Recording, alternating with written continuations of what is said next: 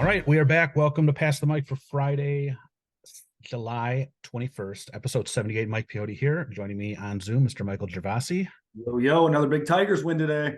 I think they won a series according to their Twitter. 2 in a row. Pirates are back in last place or hanging around Saw last that, place. yeah. Back to water always finds its level. Oddly enough, their record is actually pretty comparable to the Tigers. So the NL Central must be a little bit better than the AL Central. Yeah, I think the Reds and Brewers are the two good teams right now. So congratulations to Dr. Rice's Reds. Yeah. Feedback and errors. Now, feedback, we're going to say this right now. We got so much feedback on the episode 2 weeks ago on sort of the historical moments, what we call them, like our JFK assassination moments, right? Like, and we each picked two way back then, and then our feedback was just flooded. Yes. And we knew that there were a lot that we were letting off the hook, right? That we could have sat there for a while. Right. And so we figured we'd use this week's educational segment to bring up a lot of those and give a lot of credit to some of our listeners. Some of them I had penciled in my book or penned in my book that we were going to discuss. Same with you. So we're just going to give some credit and shout out to some of those that people thought of. Some of those other ones, some are nationwide, some are local, more of, Detroit area. I think you're going to mention you have a friend that has top 12, right? Like had a top 12, another one that went local and then national. So yeah, I think that's been our biggest feedback on anything. So we're really not going to spoil any feedback right now going with that. I don't even know if we really had many errors or anything. It's been 2 weeks. I've been in Mexico. I don't know if you got any feedback other than the feedback on moments. Yeah, let me start with we'll save Joe Burr, guys, even though that's a moment. We'll save that one because you could count it in both as feedback and a moment. We'll save that for the moments because she was listening to the moments and this is hers. Carl Schultz, husband to our principal, Jessica Schultz. Dr. Schultz, since we already gave Dr. Rice a shout out. Correct. Took a umbrage with something that I said. So I'm letting him, I'm having his voice heard. He cannot believe that I compared being a superintendent to being a high school football coach. And like Carl was, I thought Taylor guys were a little bit tougher than that, but Carl was very hurt by this. He's a little snowflakey, if you will. We've had our first superintendent feedback. So I'm going to say this now, and Carl, wonderful guy. I'm just joking, but I will say that in terms of the importance of the job, obviously there's no comparison. My point was people don't watch Lee and Kirk and think they're experts on being a superintendent. Now they do have. I'm not totally dismissive here because I know that when you call it for a snow day, man, people are livid about that one. But outside of that, people don't watch Lee and Kirk on superintendents and think they're experts as a result. And so that was my whole point. Like, I have thin skin. I could not imagine being a varsity football coach, let alone a college or professional one, where everybody thinks they know more than the coach who's with these guys every day somehow. So that was my whole point. So shout out to Carl for that one. I'm providing an explanation. That's what I meant. Yeah. In all fairness, I don't want either of those jobs. Correct. So, yes. Or the bus driver job. Right. So those three, unless we get to the point of where, like, because of AI and everything, and Mr. Mentzer's teaching every class on a Segway, and then maybe I'm like the football coach, the superintendent, and I'm driving the bus. That'd be the only way if we were like the only two employees left. Yeah. So hopefully it never gets to that. Hopefully it doesn't happen. If that happens, we're in trouble. So we get to Mike of the Week, and that's my Mike. And so I'm going to go something new this week. This is not a celebrity. This is not a TV character. I am going to give the Mike of the Week to my Delta pilot that flew us down to Cancun. Never seen this before on a flight. Have you ever spent this? I know you and I, we're not like business travelers traveling all the time, but I've taken a number of flights. Have you ever had a pilot that walks the aisle prior to departure, introducing himself to the whole flight? Like, no, wow. Yeah, and this guy was Captain Mike. I couldn't get his name. And then by the time I thought about it, my wife even mentioned, when I mentioned that I was going to do this, I didn't get to take a picture of him. But whoever this captain is, Mike, that flew me down on the 10th of July to Cancun, if people have any connections with the FAA or anything, they can find out who it legitimately is. Captain Mike that was on that flight, that was top notch thing. And of course, it was a Mike that did something like that. I'm talking from the first class seats all the way back to the back, because we were row 28, so we were in the back third. Introduced himself and said, "I'm Mike. I'm the captain of this flight, taking you down." He'd say it. He didn't say it like row by row, like every row, but I would say he'd break it into like about 5 or 6 rows, and then he kept him doing the whole speech. Cool. Pretty Do you cool. want to? And that's awesome. And I wonder what we're going to put on the wall. Maybe it'll like be a blank, like a captain with a blank part of his Yeah, face. maybe, or maybe like a just I don't know. I don't know. Well, never mind. I don't want to take one away, because down the road, someone could do this one.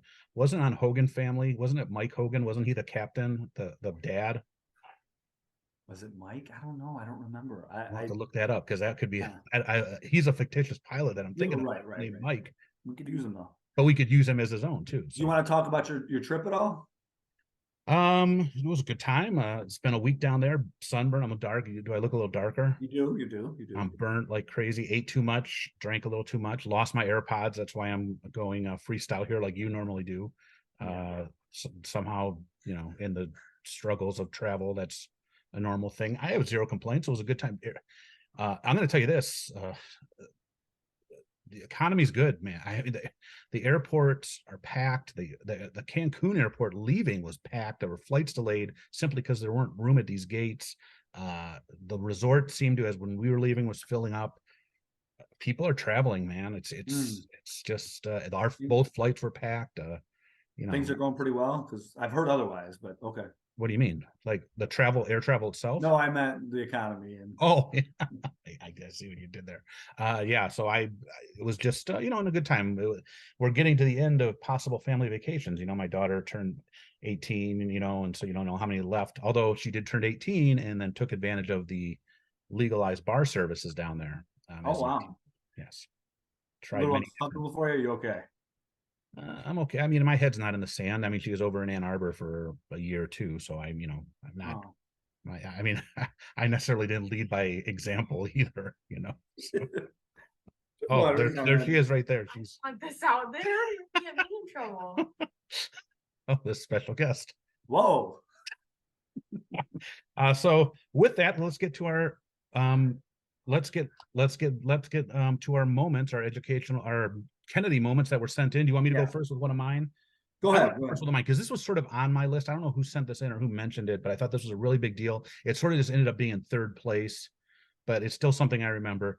And it was the night that Obama was elected president of the United States. I still remember staying up for hours watching the big celebration in what is it, Millennium Park in Chicago, right? Like that's right. And it was just it was sort of not like a much of a cliffhanger election, right? He did pretty well in that election in states like I think he even won Iowa, right, and North Carolina.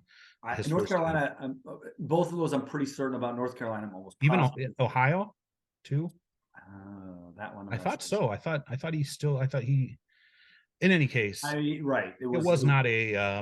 It wasn't a cliffhanger. It wasn't mystery votes at 2 a.m. that pushed him over the edge or anything crazy like that. But I just still remember the excitement, and it was sort of like one of those things. Like, there's a lot of people, even definitely older than us, that thought they'd never see the moment that an African American president would be elected. And even like in our age group, I wasn't very sure on it. And so no, I remember you saying that. I had a good friend of mine. I don't think he's a listener, but I'll give him a shout out. Named Kimani. Called me and he was crying. He was like, and he's not that type of person at all. But it was a moment for him when it happened. So it really, that's my lasting memory of that day. It was such a cool thing to happen. It definitely was, and definitely politics aside, and and I go, he just shared Obama on my way home. He shared this long. Did you see what I shared on my Facebook? Yeah. This long thing as a tribute to librarians, and wherever your politics aside, it was his dialogue and whenever he spoke on something, and you may not have agreed with what he spoke on, it was so eloquently put, explained. Now, if you still didn't agree with it, and that's fine, but it was never just a lazy and both parties have guys that have done this, have just been lazy with whatever they want to say and get across. That's one thing you can never say. And yes, he's a Harvard trained lawyer. I get it. He's going to speak that way, but it was also, to me, it was never over anyone's heads either. I think Right. always at the correct syntax and vocabulary. So he wrote a very nice thing about what librarians are going through and the importance of discourse and books and that sort of thing. So that's mine. One of mine, Obama being elected. What's one of yours that you have added to your list? Well, Kelly Warren actually mentioned that one. Okay. He also mentioned Sandy Hook. Yeah.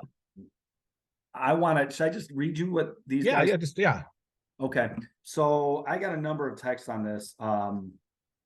Let me start with Max agreed on the challenge, or Max mentioned the Challenger.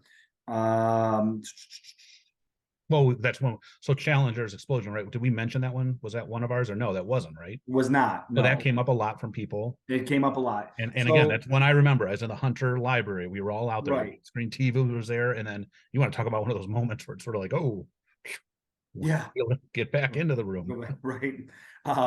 So Antoine, frequent listener, mentioned, now he grew up in Romulus, so he mentioned, and I'm going to segue this into what another friend of mine did. Historical memory of mine is Flight 255 in 1987. He was a passenger in the backseat of his family, and driving over 94, they saw the flames, and weren't sure what happened until the next day. He also mentioned, because I had mentioned, or you had mentioned introductions to songs. He did mention LL Cool J on Bad. So I give him a shout out there. Back to the historical things though. So my good friend Deontay broke his down into local and national. You mentioned Jack Kevorkian. The boy that was tried in court as an adult, 12 or 13 years old. I think that his name was Spencer Abraham, if I'm not mistaken. Yeah, that's a local story. I remember that. It's been a local story. Kwame Kilpatrick, the Flint water crisis, that one certainly made national news. His national ones, Mandela being released from prison and then becoming South Africa's first Black president, the AIDS, pandemic, NAFTA, and then the Patriot Act, and then the internet. To me, I don't think we mentioned that, but that radically changed the way we live. It's funny to go watch the old news stories when they first start talking about it. Like, it was on clips on YouTube of Stone Phillips on the nightly news, or the iPhone coming out, and then my friend Sean broke this down. 12. I don't know if this might be chronological. Election of Reagan and the neoconservative movement. Rodney King trial and LA riots. Well, not even the trial, the event happening too. Yeah. The whole beating. Yes. So that was in an era. And what was unique about that was an era well before people were carrying around cameras. That was, and there wasn't an era after it. It was sort of like a luck of the crapshoot. Totally, you're someone right. Had a camcorder or something. And so those events took place that event itself took place March 3rd, 1991, and then the riots themselves were April 29th, 1992 after the verdict. OJ trial, Columbine, the Gore Bush election of 2000, 9/11, but we talked about letting that one, we put that one aside. Housing crisis and near economic collapse, Obama election, Sandy Hook, Trump election, January 6th, and then COVID. And then Tony Saavedra mentioned something that Kristen did as well, which was Baby Jessica and the well. The well. Yeah. I think that's about it in terms of what I saved. I thought those were very good. I know we got some other, Max kind of mentioned the Challenger as well. So we Denise Browning, which was, we're probably a little younger for this, but Reagan, the assassination on Reagan, attempt on Reagan, which I think was what, 82? I want to say 81, but you might be 81, 82, somewhere. 81, 82, which I'm, you're looking at me, you're talking like 6 or 7 years old. So that, and I'm even younger than you. Like with Challenger was 86, right? Correct. January of 86. So that's, that you're talking more than I'm like 11. That's clear, clearly one that pops into my head, that probably like the first thing that I ever remember with that. And still, they made a big deal with it, us, because I was a teacher and this and that. And right now, the Reagan assassination attempt was 1981. 81. We have feedback immediately coming in. The Challenger explosion was 1986, correct? Yeah. Six on see the one I'm more familiar with, I'm good with. So there's clearly a lot of them, and there's clearly different things. Like you said, locally, if someone's driving along 94 and they see those flames, Yeah. I mean, I at that point, I remember at home, my dad was still working for American Airlines as a mechanic. So I remember going in that night, and it was just an odd night in general. And then you think of you just wonder like what our kids will say to this same question. That's what I wonder too. What are our kids going to say to this question down the It road? seems like, in terms of, Sean mentioned COVID, but it almost like a recency bias against, like, I think George Floyd, certainly, I think our kids will bring that one up. And what Well, the followed. COVID shutdown, I think, is very unique. If you think, I'm not talking about just the virus, but if you think back to those days where they're like, and you remember like going out and driving, and I still remember like Yeah, Austin Allen was like empty. Like, empty. Yeah, and I have friends that are police officers that said it was just the strangest thing they'd ever seen. And you really would, where would you go? You go to the grocery store, and that's about it, and a yeah, gas station, and like right. there was nothing going on. I mean, Yeah, and then like those and I'm sure people took images and pictures of like, and we're here downriver. I mean, think about like New York City. I know there's images of Las Vegas on the Strip, places that are just normally bustling, right. and those are always going to be things like this generation looks back on and thinks about how crazy it was. Yeah, yeah. Well, Oh, go ahead. Go ahead. no. Did you have anything else you wanted to No, add? I'm just trying to do a couple other ones. The Trayvon Martin situation, where, I mean, just a horrible thing that happened to that young man, and the eventual acquittal of Zimmerman. That helped trigger the Black Lives Matter movement. So you're right. I wonder what our kids will say about this very topic. I mean, sadly, we hope that there's not, but it's just natural progression. There's going to be something that's, nasty or bad that, the things we listed, there's something it's, I hate to be a pessimist, but that's just the way it is. Yeah, Something's not going to go well or go right, and that's going to be the things that you remember most of. I mean, if we go down this list of all the things you said, there's the occasional Obama election, Reagan election, that the Cold War ending. There's the occasional positive things that people see as positives, but for the most part, what would you say, like 80% of what we listed is all negative stuff? yeah. And you had mentioned, you and I talked about this after you didn't bring this up today, but the Boston Marathon bombing, Yeah. the place right there. And you're right. I mean, you remember exactly what you're doing through all these things, and these are all mostly negative. You're right. Did you watch a Netflix special on that? I have not yet. No, Check it out. It's pretty good. Yeah. Three-part episode, mainly on the law enforcement response and the federal government response and the local police. Pretty interesting if that's sort of your thing. So, all right, overrated, underrated this week. I'm going to tie into my mic of the week. When we have done travel before, right? We've done, so since you got to do your 4th of July sort of redo, I'm going to do air travel because it's fresh in my head. Sure. I just did it. Overrated, underrated air travel. It sort of gets a bad rap. It seems like if it goes well, it's like one of those things that when it goes like it's supposed to, nobody gets any credit, right? And then if something goes wrong a little bit, it's just dragged through the mud. So it's sort of one of those, it's in one of those impossible situations, right? It's and knock on wood and again, these people I can only imagine what these business people that like travel weekly must be like, because if you travel that often, you're probably gonna have a lot more bad experiences, right? Because it's just statistics. You're traveling more often. So, we're an infrequent travelers, and sort of, I've been lucky sort of that the biggest hiccup I ever had was what we had in Europe, where, every flight that I've scheduled to leave, I've left on that day, and I've traveled on the day I booked to go back home, except for that situation in Europe in my 48 years. So with that, what do you have as overrated for airline travel? So for me, it seems like everybody wants the window seat. And I always think of like things where I can kind of get awkward and not like a moment. So when I think of window seats, and I'm okay having it, don't get me wrong. I know everybody wants to see out the window and everything, but I think of you're stuck there now when everybody's getting off. You could be one of the last, if not the last person, because you wanted that window seat.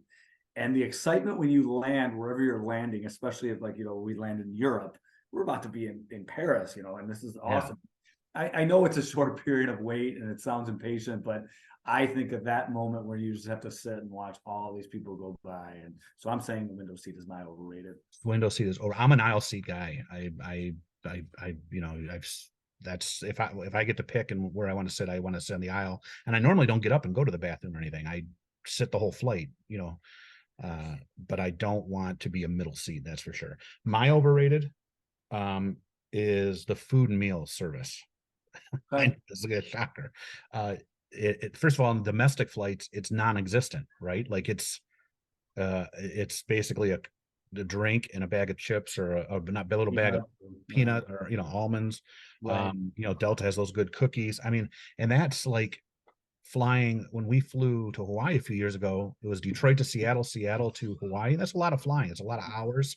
That was all it was. Now you could pay more for now if you're flying internationally, these European airlines and even domestic airlines, for some reason, the Europeans have it totally different. They still treat meals as being very important. They're full meals. Got some good food on that meal. Multiple meals. Like even the small flight we had when we went from Paris to or from Germany to Madrid, Spain, they served a breakfast on it, like a hot to every passenger. So domestic meals on flights, I don't even bother. I just take the Diet Coke and the cookies, and that's it. I don't, the TikTok word on the street is never drink coffee or tea on a flight. Anything that involves the hot water, because that whole system is gross and dirty. So okay, little tip for you. All right, what do you have as underrated? We're always helping people on this show. Yes. So my underrated, I haven't really wrestled with this one, but something I don't know if this is underrated. I don't know, but to me, I love being at an airport, looking at the stores they have, looking at the foods, the restaurants. I had the best glass of orange juice in my life. It was so good in Barcelona. But for me, it's the stores. I at Metro Airport, I got the coolest piston jacket that I've ever, like, just a little, it was so cool, man. And I don't think people think of that stuff when they think of airports. I'm not as frequent a traveler as you, so maybe I don't listen to it as much, but for me, that's the underrated part, the stores and restaurants. Well, you're very blessed. Detroit has a very nice airport. So the options that can be hit or miss depending on your airport. You're right. Detroit Metro, as we've mentioned before, is one of the nicer airports in the country. Charles de Gaulle in Paris, France, of course, is another one that was, pretty nice. But that's my underrated for air travel is the time it gives you to do stuff you normally wouldn't be focused on doing, whether it be reading a book. Yeah. You know what I mean? Like, so this flight to Cancun was like 3.5 hours. Normally when you have 3.5 hours, you're limited to what you can do. So you can actually get some stuff done that you really want to do that you're not going to be, you're sitting there for 3.5 hours. Right. So did you really want to read this book and finish this book? Did you really want to watch this movie that you at home, maybe you're not going to sit for 3.5 hours? On the flight down, they had Interstellar on. Now I watched it years ago. And I'm like, you know what? It's 3 hours long. It's 3 hours and 10 minutes. I'm going to watch it again. I forget how big of a jerk Matt Damon is in that movie. But it took up most of the flight. And I was able, now will I watch that here at home one day on the couch? No, I'm not going to sit here for 3 hours and watch it, but I had 3 hours to kill. And so if you want to knock out a good book, if you want to work on something out of your own creation, writing or typing, bringing your laptop, it's time where you can do what you want. You don't even feel selfish, like you're wasting time, right? And even people watching can be pretty fun. So you're right, there's a lot you could do at an airport, especially this big age post 9/11, because you're there longer, obviously. Or even if you want to be like David Putty and just stare at the seat in front of you the entire flight. I guess you can do that. So we'd love to hear what people think, what their thoughts on air travel are. I'm sure the people that do it a ton are going to have different thoughts. People that, there's some people, I tell my kids sometimes, there's people that haven't even stepped foot on an airplane. So, be thankful that you have. But as a matter of fact, I'm taking Chloe to the airport next week. She's flying out to Boston to visit some friends. So I gotta get her there like at 5:30, I think. So I'm sure one listener, at least, when you said Boston, gave the silly Boston accent as you were saying it. All right. That's going to bring us to Hot Mike Take of the Week for the last 2 weeks. What do you have for us this week? So this story came out this week. Another sports one for me. Isaiah Thomas, my all-time favorite basketball player, In fact, Mike, give me 1 second. I just thought of this. Oh man, look at this. Running off set to get a prop here or Yeah, something. I got. So can you Oh, see another this prop. poster? Oh, look at that. Isaiah Thomas and Chuck Daly, his coach, my favorite all-time Yeah. coach. Well, Isaiah revealed something in an interview. Chuck Daly was actually fired in the middle of the season in 1986. And Isaiah went, the owner said, "You're making a mistake. It's not his fault. It's our fault. We've lost 15 out of 19. But it's not the coaches. He's great. We love the guy." And they hired him back immediately. I've never known this. Did you No, know it this just before came out. this? Nobody knew it. It was just, he gave this interview the other day. Isaiah's really opening up a lot of these on podcasts. This was an interview with some local guys. And sure enough, reading the story about it on M Live, they went and looked back. The Pistons did lose 15 out of 19 games at that time. So he was telling the stats and presumably telling the truth. But for a short period of time, Chuck Daly was fired.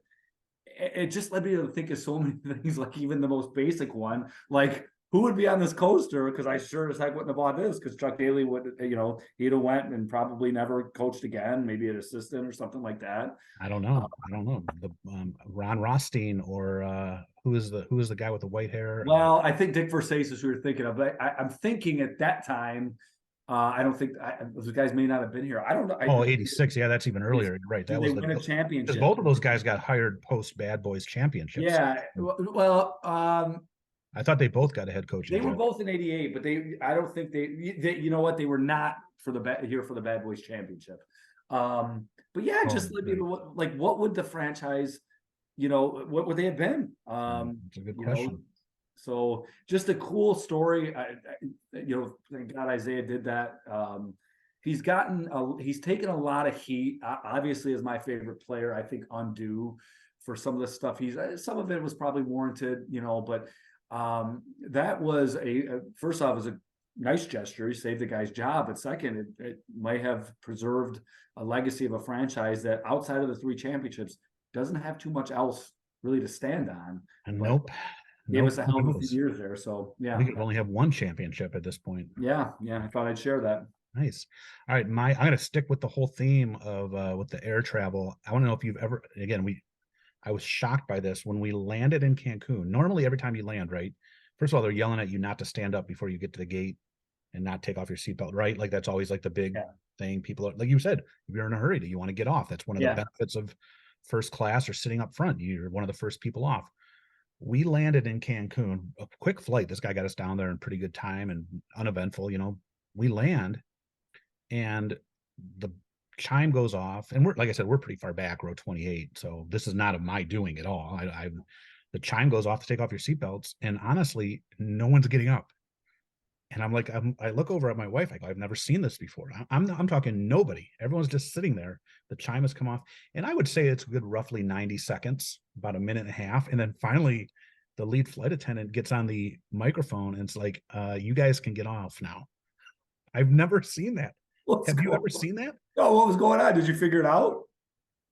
I knew we were at the gate. No, but I'm saying, why didn't anybody get up? I guess that's your responsibility if you're in those rows 1 through 7 or 8. Oh, like you got to lead the group. But usually there's always doofuses all the way back to row 20 or something. Nobody. Wow. Every person was sitting, and I wasn't going to do it in row 20. I mean, I guess I could have grabbed my leader and made a beeline all the way up to the. Come on, man, be a leader. What are you doing?